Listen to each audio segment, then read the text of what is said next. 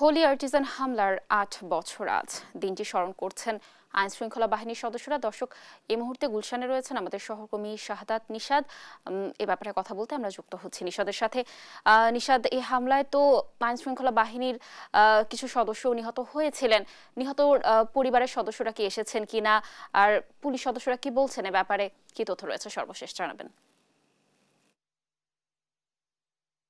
লাবণী, ঠিক 2016 সালের 1 জুলাই আজকের এই দিনে কিন্তু বাংলাদেশে সবচেয়ে বড় জঙ্গি হামলা সেটি কিন্তু সংঘটিত হয়েছিল। ঠিক ইফতার ছিল, তখন রমজান ছিল। রমজান মাস ইফতারের পরপরই সন্ধ্যার পরে যখন মানুষ এখানে আস্তে আস্তে ভিড় জমায় যে হলি আর্টিজান বেকারিতে, সেখানে বেশ কিছু বিদেশি নাগরিকরা ছিল এবং একই সাথে যখনই আসলে পরবর্তীতে সময় আস্তে আস্তে বাড়তে থাকে তখনই কিন্তু জঙ্গি হামলার যে জঙ্গিরা তখন কিন্তু সেই রেস্টুরেন্টটি সেটি কিন্তু নিয়ন্ত্রণ নিয়ে নেয় এবং একে একে সেখানে দীর্ঘ 12 ঘন্টার একটা রুদ্রশ্বাস একটি অভিযান ছিল প্রশাসনের এবং আইন শৃঙ্খলা বাহিনীর, এবং সেই অভিযানে 22 জন নিহত হয়েছেন, যেখানে 17 জন বিদেশি নাগরিক এবং একই সাথে আরো বাংলাদেশি আরো কয়েকজন ছিল। এবং সেই সাথে যদি আমি একটু জানিয়ে রাখি, এই হামলার ঘটনায় আজকেই পুলিশ সদস্য এবং একই সাথে র্যাব এবং পুলিশের বিভিন্ন সংগঠন আজকের এই দিনটিকে স্মরণ করেছেন এবং সকাল থেকে তারা তাদের যে পুলিশের যে 2 জন সদস্য নিহত হয়েছেন সেই ঘটনায়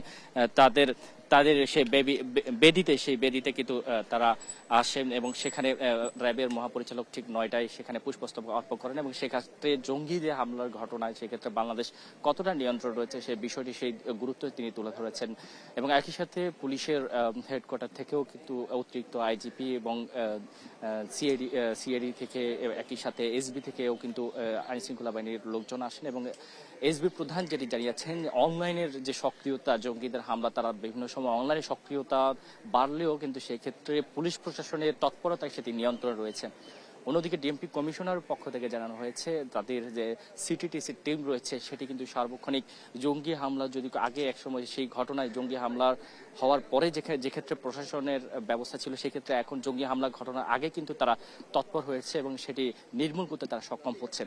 তো আমরা এই মুহূর্তে ঠিক যে বাসার সামনে অর্থাৎ 79 নম্বর সড়কের যেখানে এই জঙ্গি হামলা ঘটনা ঘটেছে সেখানে আমরা দেখেছি বিভিন্ন দেশের অ্যাম্বাসেডররা তারা আসছেন এবং একসাথে কিছুক্ষণ পরে তারা পুষ্পস্তবক অর্পণ করবেন। আমরা এখন পর্যন্ত দেখেছি নিহত যারা হয়েছেন অর্থাৎ 17 জন বিদেশি বাদে বাকি যারা আছেন তারা কিন্তু বাংলাদেশি নাগরিক ছিলেন এবং সেই রেস্টুরেন্টের একজন শেফও ছিলেন। তো তাদের পরিবারের কোনো সদস্য আমরা এখন পর্যন্ত পাইনি।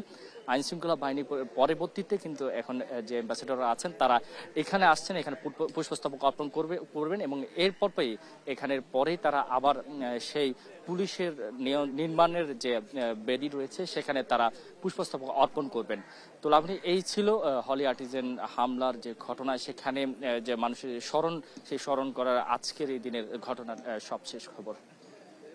ধন্যবাদ নিশাদ আমাদের সাথে যুক্ত থাকার জন্য। দর্শক, যেমনটি বলছিলাম, হোলি আর্টিজান হামলার 8 বছর আজ দিনটি স্মরণ করে আইন শৃঙ্খলা বাহিনীর সদস্যরা সেখানে উপস্থিত হয়েছেন। তারা পুষ্পস্তবক অর্পণ করেছেন এবং এ ব্যাপারে বিস্তারিত সকল তথ্য জানাচ্ছিলেন আমাদের সহকর্মী নিশাদ।